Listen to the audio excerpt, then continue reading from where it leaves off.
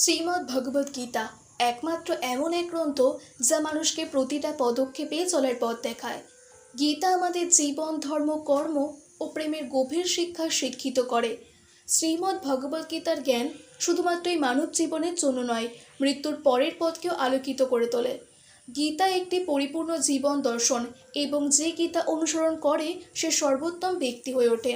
গীতায় মোট 18টি অধ্যায় আর 700টি শ্লোক রয়েছে, যা সকলের পক্ষে পড়ে শেষ করা কিছুটা কঠিন। তাই আজকের এই বিশেষ কথোপকথনে আমরা গীতার 41টি গভীরতম বাণীর আলোচনা করব, যেগুলি শুনলে আপনিও শ্রীমদ্ ভগবদ্ গীতার প্রকৃত তাৎপর্য বুঝতে পারবেন। ভগবান শ্রীকৃষ্ণ বলেন, ঠিক যেভাবে অন্ধকারে আলোর একটি প্রদীপ ঝলকে ওঠে, ঠিক তেমনি সত্য সবসময় উজ্জ্বল হয়। এই জন্য মানুষকে সবসময় সত্যের পথেই চলা উচিত। মৃত্যু একটি অপরিবর্তনীয় আর অবধারিত সত্য, যা কখনোই পরিবর্তনশীল নয়। এই সৃষ্টির আদিকাল থেকেই জন্ম আর মৃত্যুর চক্র ঘুরে চলেছে। যেরকম মানুষ তার পুরনো পোশাক ছেড়ে নতুন পোশাক পরিধান করে, ঠিক তেমন আত্মাও পুরনো জীর্ণ শরীর ত্যাগ করে নতুন শরীরে আবির্ভূত হয়। তার প্রকৃতির স্বাভাবিক নিয়ম মেনে ভয়হীনভাবে জীবনযাপন করাই শ্রেয়। যিনি জ্ঞানী, তিনি না তো মৃত্যুকে নিয়ে শোকাগ্রস্ত হন, না তো জীবিতকে নিয়ে উদ্বিগ্ন হন, কারণ তিনি জানেন মৃত্যু মানেই পুনর্জন্ম, আর জন্ম মানেই একদিন মৃত্যু অবশ্যম্ভাবী। কর্মই সর্বোচ্চ ধর্ম। শ্রীকৃষ্ণ বলেন, মানুষ জন্মগ্রহণ করে শুধুমাত্র কর্ম করার জন্য, এবং কর্ম না করে কেউ থাকতে পারে না। তাই কর্ম করার ফল ঠিক কী হবে এটা না ভেবে শুধু নিজের কর্তব্য করাই শ্রেষ্ঠ পথ।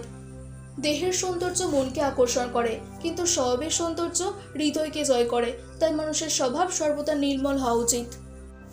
কে কি করছে, কেন করছে, কিভাবে করছে, এসব থেকে যতটা দূরে থাকবেন ততটাই সুখে থাকবেন। রাগ মানুষকে ধ্বংসের দিকে নিয়ে যায়। রাগে মন অস্থির হয় এবং ক্রোধবশত মানুষ কখনো কখনো নিজেরই ক্ষতি করে ফেলে।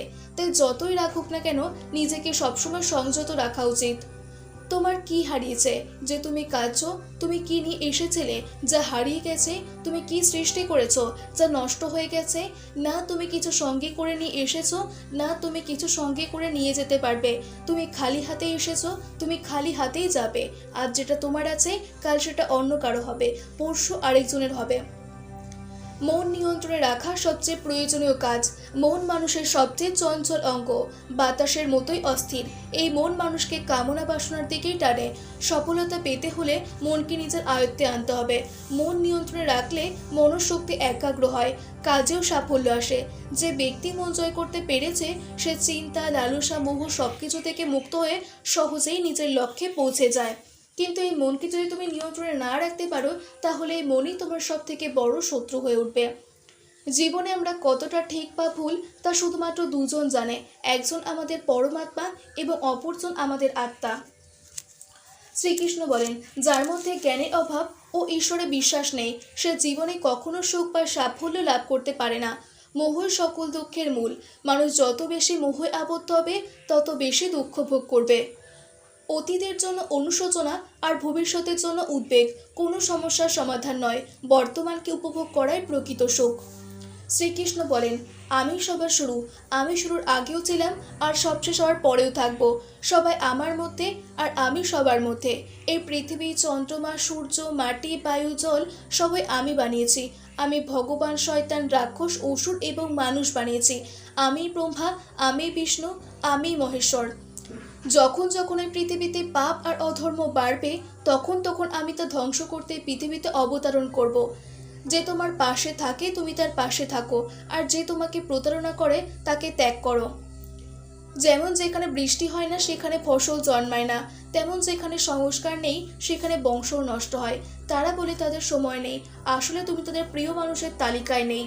দুর্বল তুমি নও, দুর্বল হয় তোমার সময় তো সবারই একদিন বদলায়। তুমি শুধু তোমার কর্ম করে যাও। যে কখনো কষ্ট দেখেনি, সে কখনো নিজের শক্তি অনুভব করতে পারে না।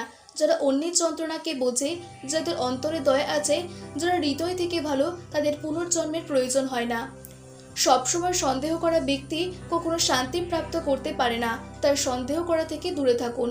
অধিক সন্দেহ করার ফলে মানুষের শান্তি ভঙ্গ হয় আর ব্যক্তি ভ্রমিত হয়, নিজের সম্পর্কগুলিকেও নষ্ট করে দেয়। মায়া বিনাশের কারণ। মানুষের দুঃখের প্রধান কারণ মায়া। যে যত বেশি মায়া করবে সে তত বেশি কষ্ট ভোগ করবে।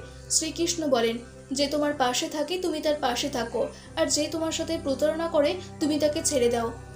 কাউকে কখনো কোনো জিনিস দিয়ে অহংকার করো না, কারণ কে জানে তুমি কোনো তাকে জিনিস দান করছো নাকি গত জন্মের ঋণ শোধ করছো। কাউকে বিশ্বাস করতে হয় যদি তার কথার উপর নয়, তার স্বভাবের উপর নজর দাও। যে ব্যক্তি ভগবদ্গীতা পড়ে বাস্তবে তার ব্যবহার করতে পারে, তার সমস্ত কুকর্মের প্রভাব নষ্ট হয়ে যায়। যা ভাগ্যে আছে তা আসবেই, আর যা ভাগ্যে নেই তা এসেও পালিয়ে যাবে। যেই মানুষ সুখ ও দুঃখের সম্মানে অসম্মানে নিজেকে শান্ত রাখতে পারে সেই মানুষ আমার অত্যন্ত প্রিয়। যখন একজন বুদ্ধিমান মানুষ সম্পর্ক বজায় রাখা বন্ধ করে দেয় তাহলে বুঝে নিন তার আত্মসম্মান অবশ্যই কোথাও পরীক্ষিত হয়েছে। ভালোবাসা সবসময় ক্ষমা চাইতে পছন্দ করে এবং অহংকার সর্বদা ক্ষমা শুনতে পছন্দ করে। ভালো কর্ম করার পরেও লোক তোমার সর্বদা বাজে কথাই মনে রাখবে, তাই লোকে কি বলছে তাতে মন দিও না। কাউকে প্রতারণা করা ধারের মতো, যা আপনি একদিন না একদিন অবশ্যই ফেরত পাবেন। একটি ভালো দৃষ্টি সেটাই যে নিজের দোষ এবং অন্যের গুণ খুঁজে পায়। জীবনে কখনো কারোর সঙ্গে নিজের তুলনা করো না। আপনি যেমন তেমনই সর্বশ্রেষ্ঠ। সবাই তার জীবন পরিবর্তন করার সময় পায়, কিন্তু সময় পরিবর্তন করার জন্য নতুন জীবন পাওয়া যায় না। ভালো মনে করা কোনো কাজ কখনো ব্যর্থ হয় না, আর তার ফল আপনি অবশ্যই পাবেন। তুমি আজকে যে কর্ম করছো তার ফল তুমি কালকে অবশ্যই পাবে, আর আজ যা তোমার কাছে আছে তা তোমার দ্বারাই হওয়া কোনো কর্মের ফল। যে মানুষ শ্রদ্ধাভাবে আমার ভক্তি করে আমি তাকে ওই সব জিনিস দিই যা তার কাছে নেই, আর যা তার কাছে আছে আমি তা রক্ষা করি। কারো ভালো না করতে পারলে কারো খারাপও করো না, কারণ পৃথিবী দুর্বল হতে পারে কিন্তু পৃথিবীর সৃষ্টিকর্তা দুর্বল নয়। মানুষ যে রূপে ঈশ্বরকে দেখতে চায় ঈশ্বর সেই রূপেই মানুষকে দর্শন দেয়। সত্য কখনো দাবি করে না যে আমি সত্য, কিন্তু মিথ্যা সবসময় দাবি করে যে আমি সত্য। শ্রীকৃষ্ণ বলেন, যে কুকর্ম করা মানুষ রাক্ষস প্রবৃত্তির সঙ্গে জুড়ে রয়েছে আর যাদের বুদ্ধি মায়া হরণ করেছে তারা আমার পূজা এবং আমাকে পাওয়ার চেষ্টা করে না। সৎ সঙ্গে থাকা ব্যক্তিরা সর্বদা ভালো ব্যবহার করা উচিত, কারণ তাদের পদচিহ্নের ওপরে সামান্য ব্যক্তিরা নিজেদের পথ চলে।